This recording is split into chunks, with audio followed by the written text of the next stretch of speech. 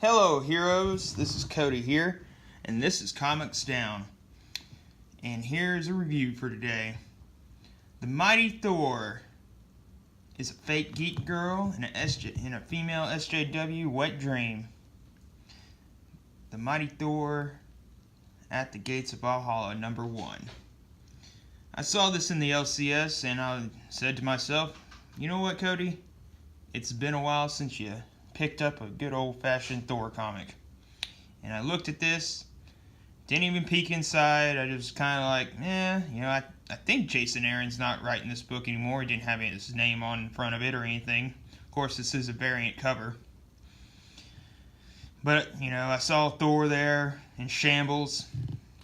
Malekith holding, at Malekith's feet, sitting in the throne of Asgard, hammer smoking. I was like, God damn, this probably got a hell of a story in this book. I bet they have a hell of a battle. Well, spoiler, it's not in there. As usual, Marvel's doing a little bit of false advertising. Yes, Malekith is in the book, and yes, there is a Thor in the book. But this situation is not in the book. Let's get into it. The Mighty Thor. And what do we see right up here in the lettering? This isn't Thor Odin's son. This is Jane Foster Thor. Her eyes, at least. And at the Gates of Valhalla, Jane Foster, a Mighty Thor, died saving Asgard from the monster called Magdog. Yeah, we saw how that played out. So fucking arrogant that she said that, no, Valhalla's not good enough for me. I got more work to do. So, they, sent her back because she was that arrogant. The two little stories in this, Tomorrow Girls and the World of the Lord of the Realms. It's written by Jason Aaron, and artist Jen Bartel did the Tomorrow Girls. Ugh, the art was horrible. And Raymond Perez did the Lord of the Realms. Not much better. It opens up on a village. In probably, Viking times. Apparently some trolls had demolished the village and killed everyone there. You see a bunch of word bubbles there and LOL, so random, and oh, I can't believe we're here. I didn't really think there'd be so many dead people. Oh my god, are those real trolls? I mean, like, proper trolls? LOL. Let's smite them. It goes from there and gives us an introduction to our characters. The Goddesses of Thunder, which were first introduced in Thor God Butcher. At the end of time, only King Thor and his 3 granddaughters are still alive. And these are the Goddesses of Thunder. I can't believe we're about to murder trolls. This is a dream come true. LOL. This is not the mission. We need to stay on mission. Relax, sister. We've just traveled a few billion years into the past. I think we've missed our mark. And we are going to be smiting you now. And I guess that's the boss, the boss sister talking to the trolls. Meanwhile, apparently what happened before this, Asgard, untold eons from now. Waste time, is that your idea of the gist?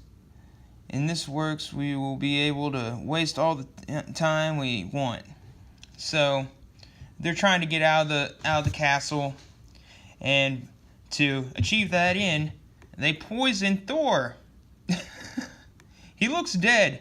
Dead men don't typically snore that loud. We use the exact right amount of sleeping berries. You're right.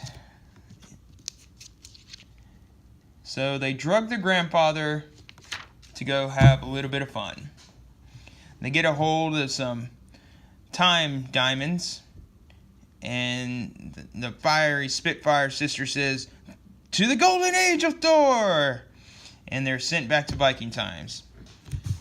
And so they're in the battle with the trolls here, and they're killing them and beating them with maces and hammers and axes and whatnot. And they had a grand old time.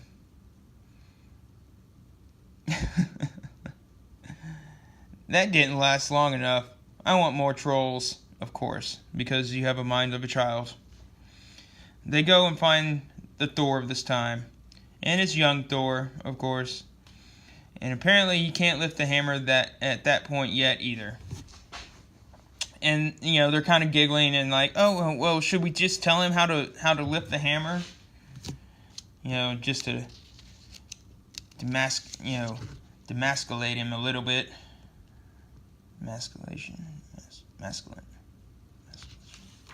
Yeah, something like that. Then they head to the 26th century. And that's hair metal Thor. They go back into the past and into the 1000 BC storyline. Then they go into the 21st century when Loki had played that trick on Thor and when he was Frog Thor.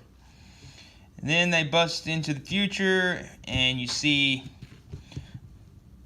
King Thor battling Loki with the God Butcher blades, which this would have been a very, very good storyline if this was in the book.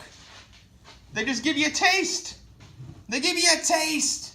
The first taste is always free, ain't it? And hell, this wasn't even free. It was fucking $5.99. And they go from there to New York. And they're bitching at each other, of course. Blah, blah, blah. You did this, you did that. You stopped me from stopping Loki. I can't forgive you that. And who runs into them? Who runs into the mental illness haircut girl? But other than Jane Foster, the proper Thor herself. All cancer-ridden and second chance having Jane Foster. And in their eyes, this is the proper Thor. Not the man that was actually born with the name Thor, but the woman who stole his name and his hammer and decided to masquerade as Thor. Jane Foster. LOL, oh my god, I can't believe we're actually here. We've been looking for you. And, they cut it up a bit and stuff like that, and she tells them the story of Magdog and how she threw the hammer into the sun and blah, blah, blah. I mean, look at this one in the background just shoveling hot dogs and pizza into her mouth. Like, how gross is that? Like, you ever known a girl that eats like that? I've seen a couple that eats like that. It's never very pleasant. Yeah. And from there, they follow her to the building where she's supposed to be doing her cancer treatment. And she's, admitting to him, I'm not as brave as I once was. I've been circling the block for hours now. I'm afraid to go inside. But you know what would help me? One last flight. And ain't that a touching scene? That's definitely a touching rack that he drew there. But very touching. Jason Arron, you touched me. But, yeah. And then they end up going back to the castle. And look at Thor! He's still fucking out. This is the King Thor, the god of gods, and they've drugged him to death. What kind of berries did they use? Did they use poppy pods? Did they shoot him up with some heroin or something? Jeez. And they read the story of Thor once again, or Lady Thor. And the only regret that they have is like, oh well, should we have told her what's coming and the part she would play? So basically, Jason Aaron is setting up to bring back Thor because it had so much success. And in this story, the King of Realms, it's basically Malekith being a complete prick to his subjects in the realm that he has. He goes to this elf village and tells them that their son had died. And chuckling the whole time, and tells them that, he died in battle, he was such a hero, and he killed so many of the enemy soldiers that he'd gotten blood drunk, and so he turned his sword on his own men, and then the men had to put him down because he was that fierce of a warrior. And he asks, what can I repay you, or grant you to, for raising such a great soldier? I wish I had 100 more like him.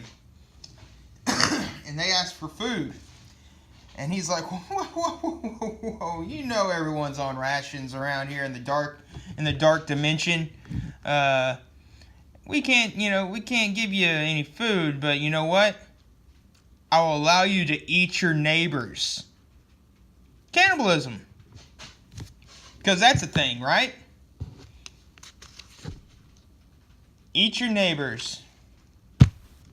And then from there, he goes from one realm to the next, making little deals and killing people. He went and, kills a giant's baby.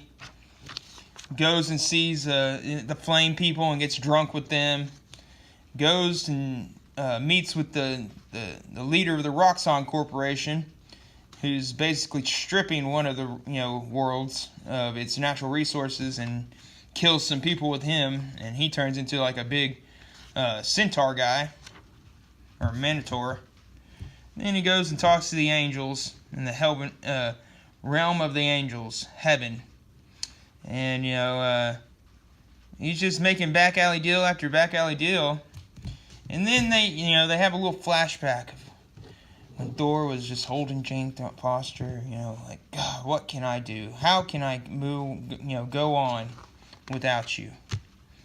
And all the gods and goddesses and whatnot are up here, but they didn't know that Malekith was there in spectral form.